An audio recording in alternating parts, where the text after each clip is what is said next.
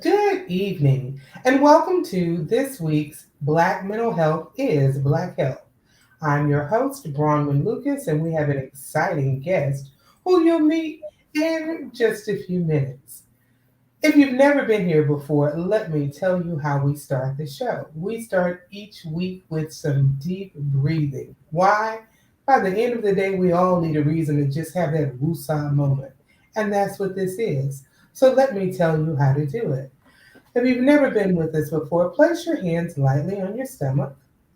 And I'm going to say breathe in, and I'll count to four very slow. And I want you to breathe in slowly as I count. Then I'll say breathe out, and you can breathe out slowly as I count to four. We'll do this three or four times. Only the last time, I'm going to tell you to hold it for a count of four. So let's practice. Let's breathe. Breathe in, two, three, four, out, two, three, four, in, two, three, four, out, two, three, four, in, two, three, four, out, two, three, four. Last one in, two, three, four. Hold, two, three, four. Out, two, three, four. How did that feel for you, Sandy? Oh, that felt great. It was very refreshing. And I Kind of, also like to, oh, go on. kind of calming my nerves. Yeah, that's the whole point. It just calms you down. And I tell people, if you're driving in traffic and you don't want to be the crazy driver, just take a few deep breaths. It allows more oxygen to go to your brain. It allows your body to calm down, and you won't have to have road rage. Yes. So it literally it can just help in so many ways. So take that breath, chill, and that's how we can start the day. So we have an exciting guest here, Sandi Johnson-Boyds. I'm gonna let you introduce yourself. Who are you? What do you do? And tell us something cool about you. Hello, my name is Sandy D. Johnson Boyds, and I am a vision and accountability coach. My business, Envision Your Life. We started off doing vision boards like with my girlfriends. Then I took it on as a business. The first year I did a vision board, things came manifested. I was like, oh my gosh, this is real. Um, to the point that I kind of was having people do vision board. I'm like, I'm a little scared of the vision, but I had to jump back in there. And that has led to I do retreats. I have a book out called My Story, My Journey, Collateral Beauty, which is a story of 14 women, stories of tough things that have occurred in their lives and how they overcame them, and the lessons and the blessings in them. I do speaking engagements, individual counseling. I host an annual retreat, and I still, of course, do the vision board events. One thing cool about me that people would ever, never, ever think is I'm sorry, a new wife. I just got married. And I have two Congratulations. adult children. So I'm an empty nester. It's amazing. It's amazing. But the one cool thing about me that people will probably never, ever, ever, ever, never guess is that I ride motorcycles. Cool. That is a cool thing. Wow. I've been riding since third grade. Oh, now that's really wild. How'd you get started in third grade? In third grade, my grandparents, I grew up in Detroit, Michigan, and my grandparents had a cottage like an hour and a half north of Detroit, and it's called Shade Lake. And I've actually hosted a retreat up there. The ladies loved it. It's beautiful up there. So we would go up there every weekend, and during the summers, we would spend summers up there. And it's dirt roads. And my mother said, y'all go up there and play country because it was country, but we was an hour from the city. And we rode dirt bikes. So in third grade, before that, we was riding paddle bikes, and my uncles and older cousins all had motorcycles. And then my generation slowly came into the dirt bikes. So in third grade, I learned how to ride a dirt bike. That is cool. Wow. Well, tonight we're going to talk about overcoming rejection. You have so much to offer that we want to jump into this topic. Rejection is something we all face, and rejection is something that pretty much no one likes. I haven't found anyone who says, "Oh, reject me. I'll love it. It'll make my day." I haven't met that person yet, and if so, I have space for them in my in my counseling. Yeah, because that's not something you're going to see. So we're going to talk about rejection first. Before she has this wonderful formula for overcoming rejection that we're going to get to, but let's just talk about the idea. You can be rejected socially. Um, with COVID, one of the things that I see as collateral damage is people were locked in and they lost some of that social contact.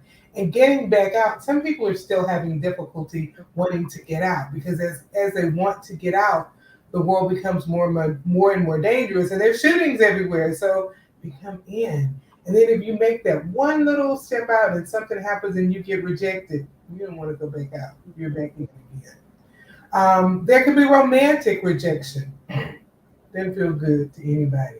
And we're going to break these down. Career rejection. You get fired. You get treated poorly by a manager. You don't get the job you knew you were qualified for. And then there's family rejection. So with those areas of rejection, I don't know. Let's kind of social rejection, Sandy. How do you see that playing out?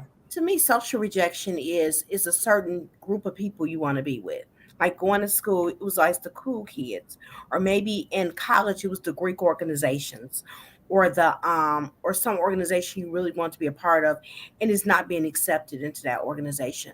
So that's social. It could even be as an adult wanting to be in a like even a mom's club, and people are like, no, you don't fit in here. So that's Mm-hmm. to me what social being alienated, and sometimes it goes into bullying, being socially rejected, and adults do get bullied. Mm-hmm. Mm-hmm. So to me, that's what social rejection is. Just wanting to be a part of something, some type of social circle, and not being allowed in. I remember in college, certain people that want to pledge certain sororities, they would be devastated when they didn't get picked up, when they didn't get that letter, that knock on the door, that however the sorority or fraternity decided to let them know they had been accepted. When they didn't get that acceptance, it was devastating. And the thing it happens at any age, social rejection. Mhm. For kids on the playground, if you're the last one picked and then nobody wants you, that's rejection. So that goes from elementary, as you said, even to adulthood, not getting into the club you want. Or you can find social rejection anyway. You can be in church and not getting in you might join a certain group and you just don't feel that warmth. Connected. Hmm. So And yeah, you're it right can be. about the kid on the playground, because that was me. They did Mm. that thing. I said, I don't know who came up with that. They let two students, the best two athletes in the class, pick the teams, and I wasn't athletic. And they would be looking around me. I'm like, I'm the only one left. You got to take me. I'm glad you gotta take me. I'm it. I'm it. Ain't nobody else here. I was that kid. And that rejection holds on, and you can overcome that, but you don't forget, like you said, you can remember elementary, that was me. And so That was that can be the start of that. What about romantic rejection? What can you say to that? I think most people, when they think of rejection, they think of romantic in the relationships, divorce. And I think overall, those are one of the most, outside of rejection from your family, that's devastating. And I think most people go through some type of romantic rejection, because it's someone a lot of times you've been intimate with, that you feel so intense, like you're not good enough, like who Mm-hmm. you are is not enough, especially if they leave you immediately for somebody else, Mm-hmm. wondering what do she or he have that I don't have. So that's an intense one that I think most people at some level have experienced. And that's one that can eat away at who you are, and they all can. But that romantic rejection, if it's like you said, somebody you've been intimate with, you felt they were just the person for you, Hmm. and they leave you for somebody else. And it felt safe. Yes. Um, One thing, I've been married and divorced, and coming out of my divorce, the one thing, I don't talk about him a lot, but one thing he did was he shared with the next person some intimate things we had talked about. Mm. And that was betrayal on top of the rejection. Mm-hmm. So it's like certain boundaries that was crossed and never should have been crossed.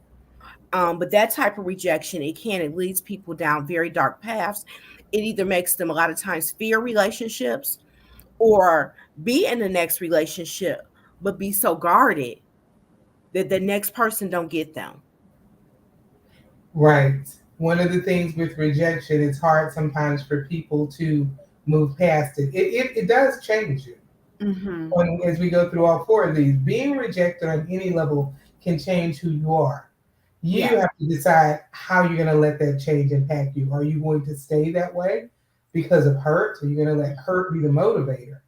Yes. And it hurts to be rejected in any way. It does. What about career? How do you see career rejection?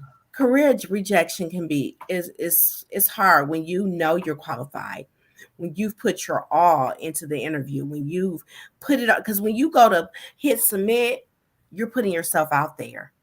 You put your resume, you're putting yourself on display. Then you go to an interview and you put yourself on display again. And then a lot of times, sometimes a job, that open door can be a new lifestyle, can be a change for you and your family. So you got all these eggs in one basket. And then Mm-hmm. all of a sudden it comes crushing down with an email that says, "Thank you for your time, but we decided to go in a different direction." And that can be crushing. And it can make you, well, I just won't try to get another job. I'll just stay where I'm at. And it can be very devastating.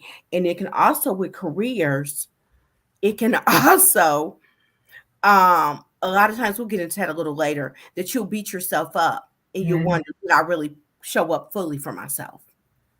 So, so yeah, that's Or it career. can also generate imposter syndrome in that I get rejected for all these jobs. See, I'm really not that good. What they're saying is true. I'm a fake. I'm a fraud. I'm not good. Even though you're doing great at your job, or maybe you were let go, so I was fired from my job, Mhm. and see, I'm not good. And it Mhm. becomes so internal. And then let's just think about the racism that can play in it. And that's what I was thinking about, when you know that you're qualified. Like, it's situations where people don't get the job, but then they ask them to train the other person. Yes. It's situations like that. And then that invokes anger. You're like angry, like, this is just so not fair. So not Mhm. fair. When I'm more than qualified, you promote someone because of the color of their skin or their connections, but want me to train them. No, that's not happening. Because if I have the skills to train them, I have the skills to do the job. Do the job. And we see, and that's still happening in this country every Oh, single yeah. day, where people are overlooked because of their skin tone. Hmm. Like, I've taught my children, you can't be good at, you got to be better than, in order to make it in this life. With it's like being African American is like carrying a backpack. Does it make it impossible? No, but our climate's just a little bit harder. And it is a shame that it is still that way. Hmm. That we as African Americans do have a different load to carry. Yes, we do. And when it comes to that rejection, we can sometimes feel like we're being rejected. We are rejected, and it's not even personal. It's just because of the amount of melanin we have in our skin. Hmm. And that hurts because that is nothing you can do about that. And people are really excited about that new law that passed recently. It's called the Crown Act. It just passed Mm-hmm. in Texas. But I'm like, it's a shame in 2023 you have to pass a law that says it's okay that the hair that grows out of my head Mm-hmm. naturally is okay to wear to work. Yes. That's sad. I mean, it's an achievement that it was passed. I mean, I'm Mm-hmm. not knocking that, but I it's agree. sad that it was a need for that. Yes. That I me totally being my agree. natural self, you got to pass a law to say someone cannot discriminate against me because I decide to wear braids in my hair. Mm-hmm. And my daughter, I remember when she first faced it, she was going to work at a big retailer, and she's a cosmetologist. And I said, they're not going to hire you with that hairstyle. I said, put a bob in, put your little weave bob in. She put her little weave bob in. She got the job. I said, don't take that weave bob out until you're done with training. So once she finished training, she went back to her very different hairstyles, like shaved on one side, a little in the front. Like Mm-hmm. she might come home someday with purple hair or something. Like she's like, I didn't even ask you to color my hair orange. No, you didn't, but you got orange hair now. And when she showed up as herself, the manager looked at her and said, "Are you new?" She said, "No, you hired me. You're from Michigan. I'm from Michigan. Don't you remember?" And he was like, "Oh, you did something different with your hair." She said, "No, when you hired me, that was just something different. This is how my hair is." And she was like 17 getting that lesson. Mm-hmm. But it is something we have to learn. And yes, we can face rejection. Even with this, so I just recently cut mine. I've been natural since forever. And yeah, you get looks. You sure you want to go on an interview that way? Because I wear braids. I just cut it off last week. But, Mm-hmm. I think when I met you, I had braids in. And, Mm-hmm. and even that, it's like, are you sure? Why do you want to wear your hair like that? Yeah. Yeah. Is there something wrong? No, I like it. It's easy. It's hot. Mm-hmm. But that can be, again, a sense of rejection. And we can get rejected from our own. Yes, we can. There's a Mm. lot of self rejection when you look at even the history of just our people. Sometimes it's coloration. Oh, People, yes. lighter We have, complexion got treated a little different than darker complexion. we So have we a have show coming up on colorism. a lot of rejection within our family, Mhm. in our culture. And that goes to the last one we were just going to address, and that is family. What can you say about family rejection? I'm a school counselor too by day. By night I do all my other stuff. But I see a lot of daughters and mothers, a lot of mother and daughter rejection. I don't know if it's jealousy, um, but when you have family rejection, people, your family not understanding who you are, Hmm. not respecting who you are. And I'm going to just be honest, I faced some of that because I was always a little different.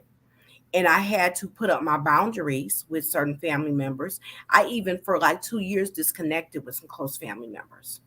And then we came back together. We had more of an understanding of this is who I am. This is my Hmm. boundaries. But it wasn't all them. It was me too. Because I have one close family member that's an introvert. And I'm an extra extrovert, as my friends say. So I'm like, I don't want to sit in the house. And she like, sitting in the house is great. So for a long time, I didn't understand why she wanted to sit in the house. And she don't understand why I couldn't stay in the house. So, but we had to come to a mutual respect for each other. But before that, it felt like rejection. Like you don't want to go do Hmm. anything with me. When it was really she don't like leaving the house. She was cool in COVID. She's like, cool. I don't have the people. I don't have the people. Hmm. Um, but family rejection, I think, can be very devastating because your family is the core people who you expect support from. Hmm. What I've learned in this life that family is not blood related. Family are the people that Yeah. support you, love you, are there for you regardless what blood runs through your veins. Hmm. When some other areas of family rejection can be, you might be the outside child. You might be, you just a light skinned one, or you just too dark. Within the family, it might be your skin tone isn't right. It doesn't match everybody else's. And I Um, think we're very guilty of like what they call playing the dozens or capping on each other about mhm. characteristics. I have a very high forehead. You can't see it now. I did not realize one day I was walking with a friend and the wind was blowing. And because I got teased about that so much, I was walking holding my bang down. I didn't even Mhm. want the wind to blow into my forehead. So I think sometimes those things that we feel are innocent have harm to children. Mhm. Walk in love and not in picking out characteristics that are not favorable for other people and not really realizing the impact they have on people. But that coloration, the outside child is really real. And a lot of kids now are facing rejection too because their daddies won't accept them. Mhm. Mhm. Kind of on the subject, kind of not. It's just a pet peeve of mine. You have a baby with a man out of wedlock, you give that baby that man's name, and then he's someplace else, and that kid don't even know who that name belonged to. Mhm. He off in the wind, and they got this name, and they have no connection to that man or that family. Mhm. Mhm. So I mean, I was guilty of having children out of wedlock. I'm probably telling all my business, but I said everybody's going to be a Johnson because Johnson's who's feeding them, raising them, and they know they can come to a Johnson, Hmm. point to a Johnson, and know who a Johnson is. Hmm. And if I don't have the name, we all not gonna have the name. There you go.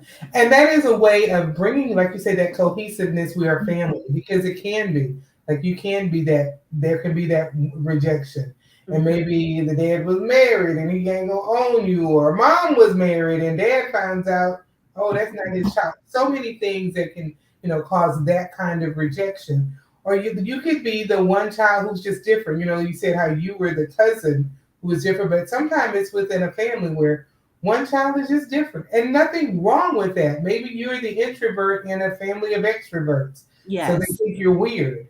You're the nerd child who wants to read all day, and everybody else wants to be outside.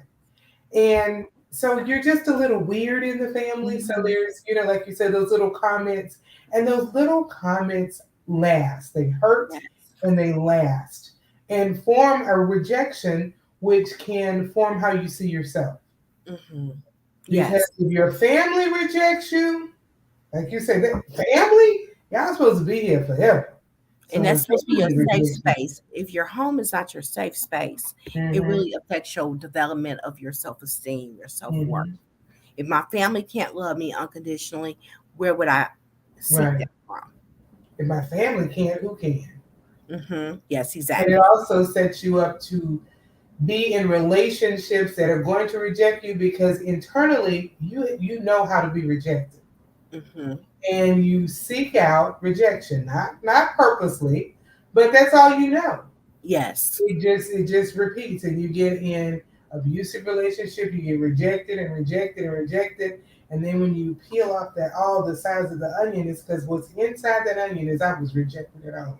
yes, So for any parents, grandparents out here listening, think before you speak to your children. What you think are little innocent comments might last a long time. yes, that's so true. We have to be very careful what we speak.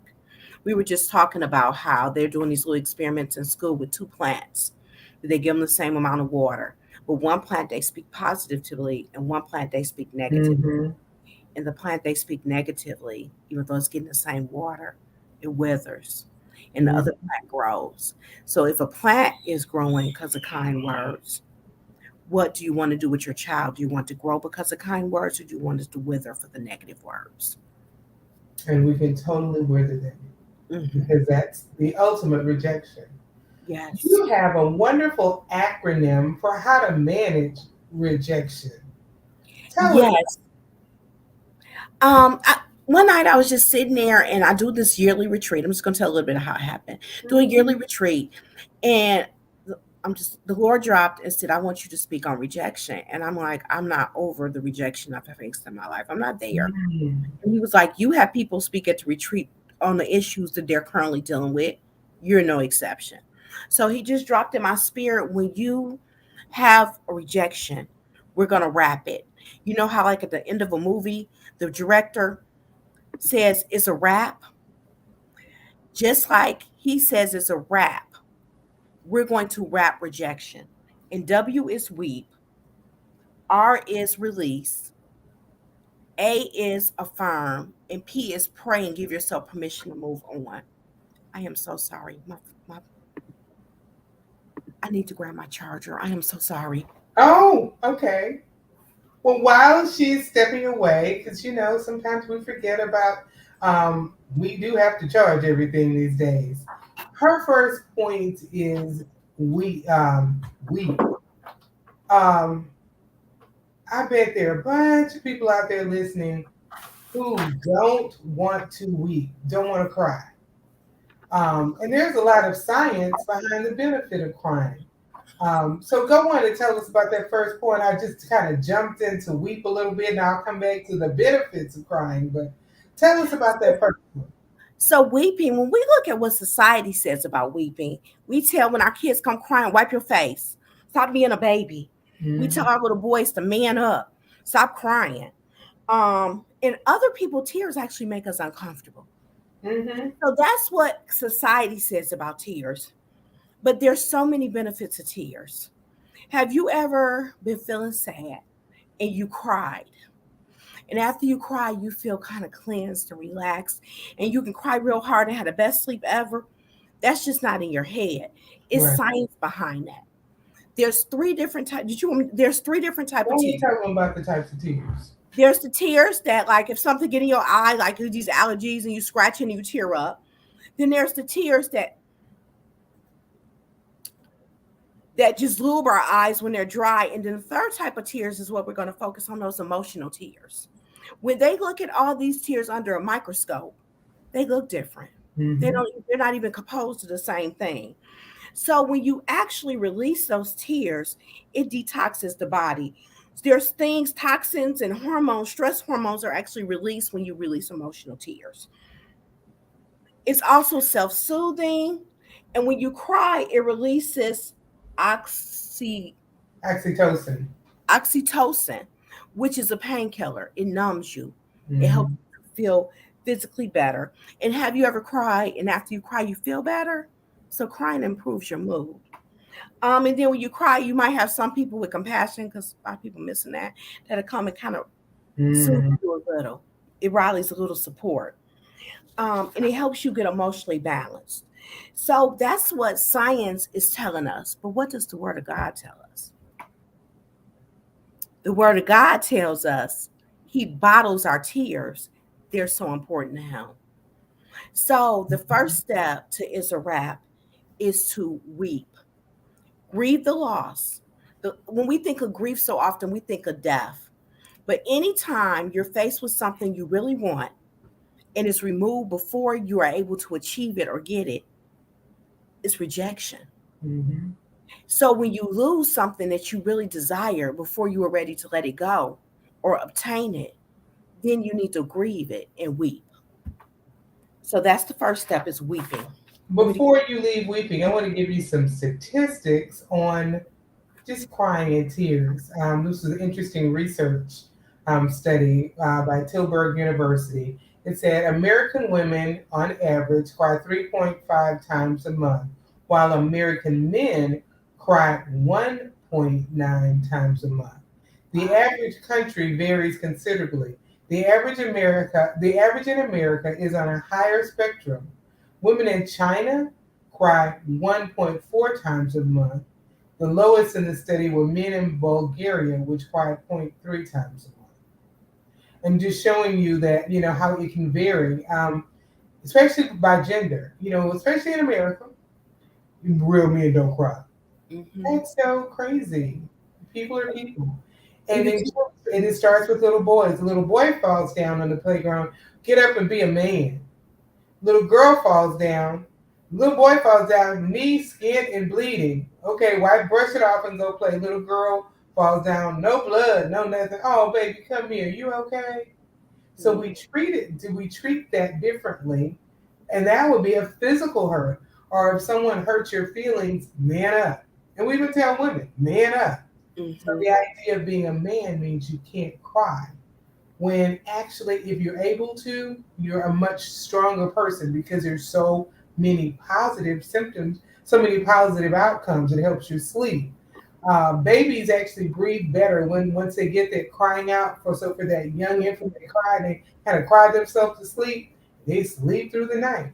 Mm-hmm. Crying can also give you a better emotional balance. So if you've been rejected and you are feeling bad, but you can't cry about it because you got to man up. If that is the emotion, the level of emotion you're feeling, once you do that crying, your emotions can actually level out. We talked about that oxy, yeah, that is in your brain, and that those chemicals in your brain that can oxytocin in your brain that can help it balance out because you cried. Mm-hmm. So for all the negative things, I just wanted to stop there for a minute and say because we still have an issue with crying and women. If I cry, I've heard people say, if I cry, I won't stop. Yeah, you will.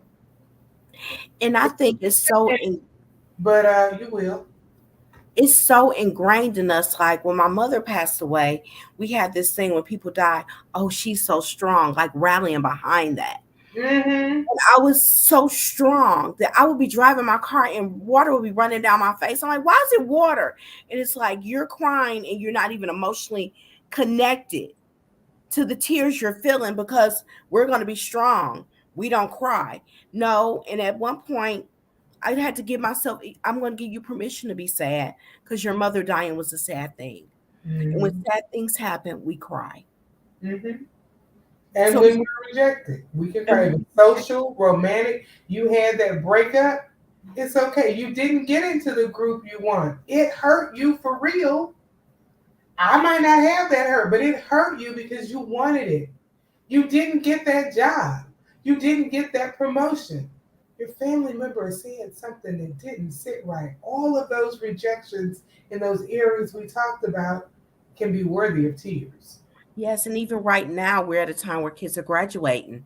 A lot of times, not getting that letter from the university that you Mm-hmm. have been trying to get in since you was in fifth grade didn't come. It came and said no, thank you, and that's a form of academic rejection. Mm-hmm. All of those things. So after we weep, okay, got the tears, whoo, went through a box of Kleenex, I'm done. Now what? The next thing we're going to do is release. We're going to release, which is simply to forgive. A lot of times we want to say, I want closure. Closure requires you and the other person to be at an emotional maturity level enough to own your issues, apologize for them, and then be able to move on. If you were able to do that within that relationship, you would probably still be together. So, Mm-hmm. where forgiveness can occur just within yourself because it's not for the other person. Forgiveness is for you. I got a little quote from Buddha: holding on to anger is like grasping a hot coal with the intent of throwing it at someone, but you're the one that's getting burned. Mm-hmm. Forgiving isn't something you do for someone else. It's something that you do for yourself. It's saying you're not important enough to have a stranglehold on me. It's saying you don't get to trap me in the past.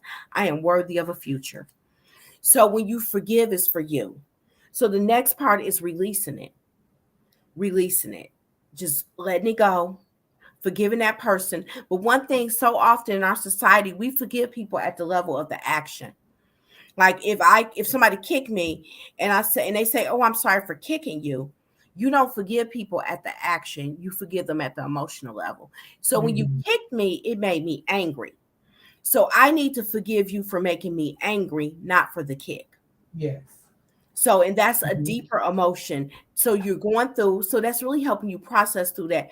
Well, this how they rejected me made me feel this way, and that's what I'm going to forgive them for. Mm-hmm. And So you know, that's when you think about forgiving, it is so much, I want to reiterate, not about the other person.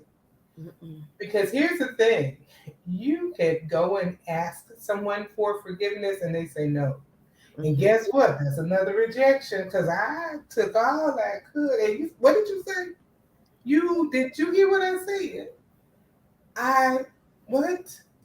Or you can say, forgive me for doing XYZ, and they say no. Mhm. Or I want, you need to ask for my forgiveness for what you did. No, I don't. And then you're rejected again. What do? You remember that it doesn't matter about the other Mhm. person. It is for you. It is for, I agree with that quote. You know, it's like forgiveness, holding on to forgiveness, anger, hurt, and pain is like holding on to a hot coal and saying it's not going to, it's not going to bother me because you're holding on. You're Mhm. holding on to that hurt. And I also like to remind people when you're holding on to that hurt, you're hurting yourself Mhm. because our emotions impact us physically. Mhm. And when you're holding on to that hurt, that rejection, and you don't release it, it's eating away at you. Yes. It can make you physically ill to hold on to that. It can impact you psychologically and mentally and physically Mhm. and spiritually. And we just have to let it go, even if it wasn't fair, even if the person did you wrong. It makes no sense. So if you see somebody who've done you wrong and something inside you gets to turning and flipping, y'all know that feeling. Mm-hmm. then they hold a piece of real estate in you. They got a little hold on you. If every time I see you anger come up, then you own a piece of me. And if you've hurt me and rejected me, you have no right to me in any form. Yes. Anyone who has hurt me doesn't have a right to any part of me. And I'm taking it back and not going to give you that. And I have to release you. I once had a situation where I was so upset by what a person had done. I'm from Houston. My favorite thing to do is just to drive down to the beach in Galveston. Might not be a beautiful beach as ours. I love it. I got my little secret spot on the end of the island where I go and I sit. But one of the little towns that you pass through on 45 going from Houston to Galveston was where the person who did something that I felt was just really egregious, they lived there. I would be driving every time I got them. I'm on my, my trip to go and just have fun. I see the name of the town, Dickinson. I get mad. And you know what? That was on me. Mm-hmm. I'm ruining my time, not the person who hurt me.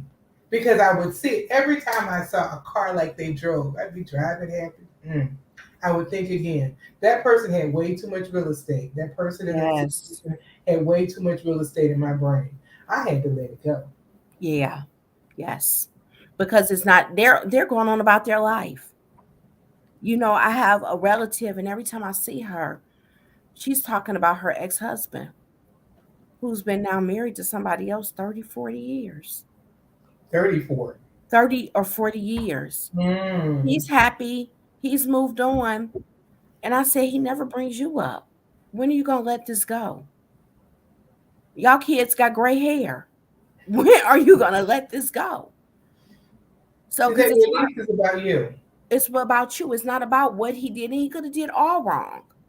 He could have did everything wrong to you in the world. But the fact that you're talking about it 40 years later means that he still has a hold on you and you're not free. That's true. Releasing gives you freedom. It gives you freedom. And then if we go Bible, God commands us to forgive other people the way he's forgiven us. Mm-hmm. And that's because he forgiven us, but he don't want us to be held in bondage by anything. Mm-hmm. And one thing from a Christian point of view, forgiveness is about you and God, not you and the other person. Because he does, like you say, we're required to forgive. And when we don't, we get in the way of our relationship with God Yes. because of this other person. And I can't think, I can do enough on my own. So I can't think of anybody I need to let harm this relationship. Yes. I can mess it up on myself. So I don't need your help. So yeah. I don't need you to get that way. So yes, release, but it's very difficult to release because when we release, and I do like to say now, I do want to point this out. It's a misnomer that I believe that we forgive and forget.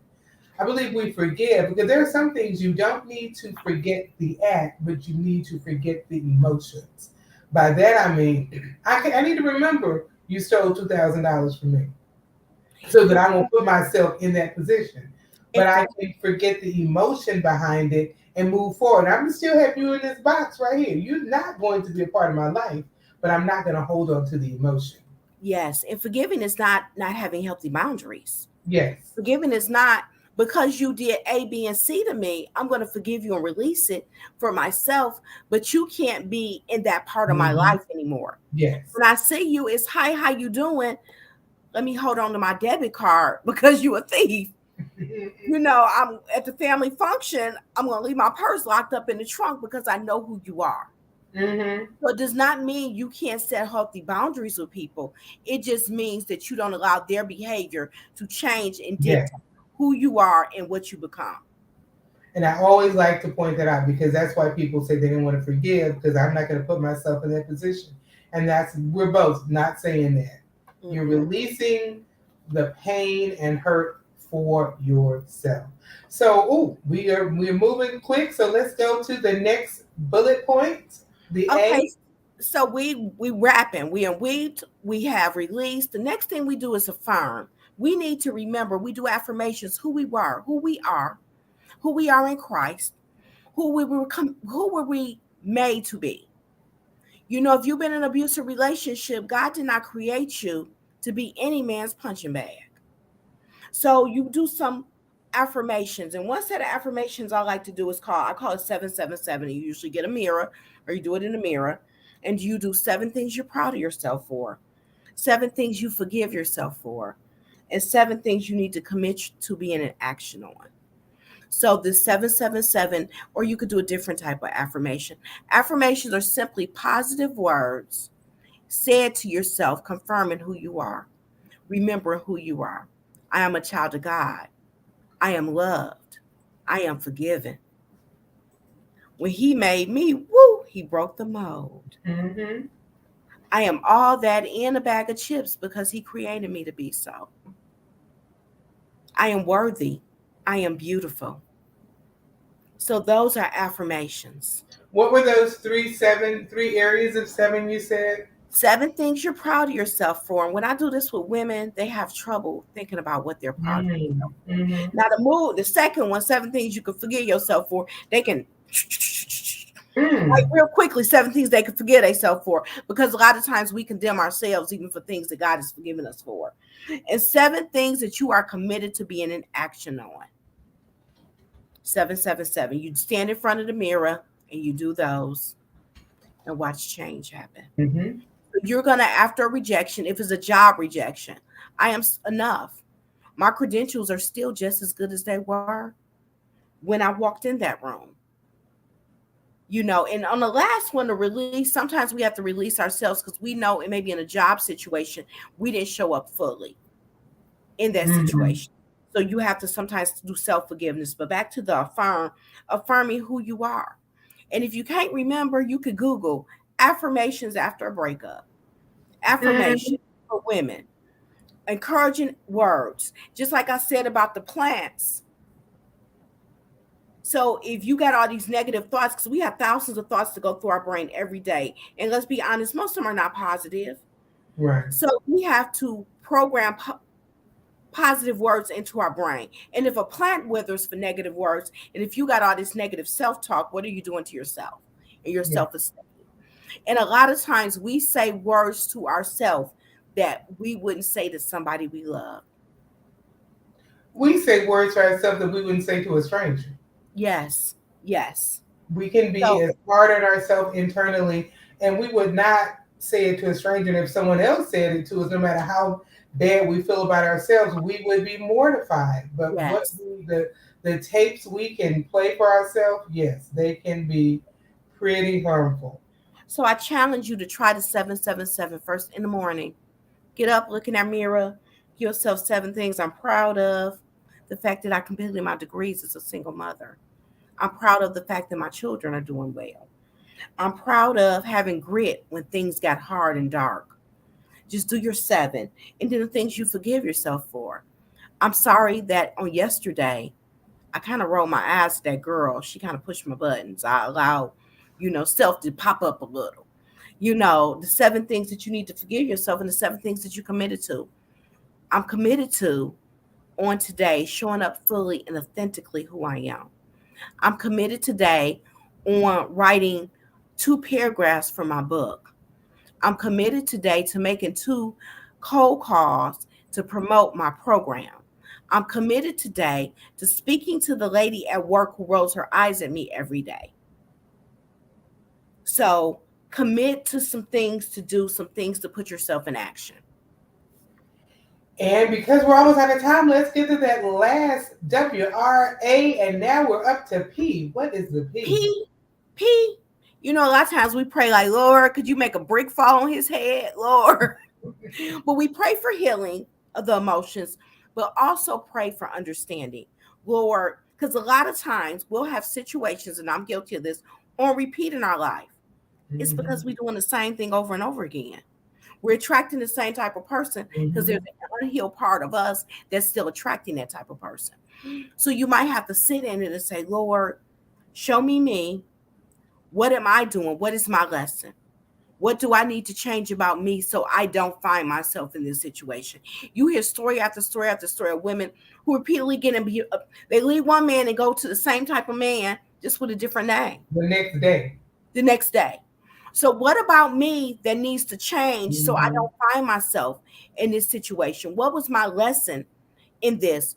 And then The last part of that P, permission to move on. Sometimes we're so stuck looking at that was the perfect job. That's the one I wanted. That you don't see this big old Mm-hmm. other situation, this big old opportunity over here. Maybe God don't want you on a job no more. Maybe it's time for entrepreneurship. Because when you get in a life and things starts getting very uncomfortable, that means it's time to move a lot of times. So stop looking at the closed opportunities. Stop looking at the rejection. Look at the rejection as it's bringing me to something else. Because rejection can cause you to walk in fear to the point that you are not stepping in purpose. You're not moving in purpose. You're not doing the things that you were designated to do because you're fearful that somebody's not going to like what you say, do, or act. Or somebody's going to question who gave her the right to do that. When I first started doing my Facebook Lives and coming out and doing things, people was like, I had a relative say, how do you do a vision board for married people? And at the time I wasn't married. I said, God said it. End of story. Not to mention, I got a whole master's degree in therapy. So if you feel like something is what you're supposed to need, you don't need nobody to cheer you on. You just do it. And you know, if Jesus faced rejection, you're going to face some too. But when you face it, we're going to wrap it. We're going to weep. We're going to release. We're going to affirm who we are. And while we're doing what we do, we're going to give ourselves permission to keep moving, shake the dust, and keep moving. That was awesome. And guess what? We are out of time. I told you, go quickly. It does. And I always like to end with a call to action. And our call to action is what are some takeaways? So the first one, rejection is inevitable. Mm-hmm. Rejection can come at any day, in any time, in any part of our life. As we said, socially, romantically, career-wise, academically, family, anywhere, rejection can come. It's inevitable. You don't have to stay in it. Because the second point is, it may be inevitable, but you can heal from rejection. Yes. And it's a wrap. Weep, release, affirm, and pray is one way to guide you to the healing. And the last thing about rejection is you are worthy of overcoming rejection. Yes. Everyone who hears this has had some form of rejection, no matter how large or how small. But you're worthy of overcoming rejection. My last call to action is now and probably will forever be an educated voter. What does that have to do with the topic? The laws that are passed can impact your mental well-being. They can impact your physical well-being. So be an educated voter, not just during an election cycle, but anytime. Know what's going on. Do you know who your city council person is? Do you know what district you're in? Do you know who your congressperson, your state representatives, national representatives are? No, because these people impact your lives. I want to thank you, Sandi, for joining us. It was great having you here. I am Bronwyn Lucas, the caring counselor, Miss B for short, here to help you become a better you. If you're in need of therapy, need some help, reach out. Give me a call. If you're on the Facebook page, you see my number, but it is 682-272-3949. You can DM me as well. I may not be the therapist for you. I'll help you find who you need. So thank you for joining us tonight, and I look forward to next week seeing you and more back next week. We're talking about disparities in mental health. And what does that look like in our great state of Texas? So once again, Sandi, thank you. Thank you for having me.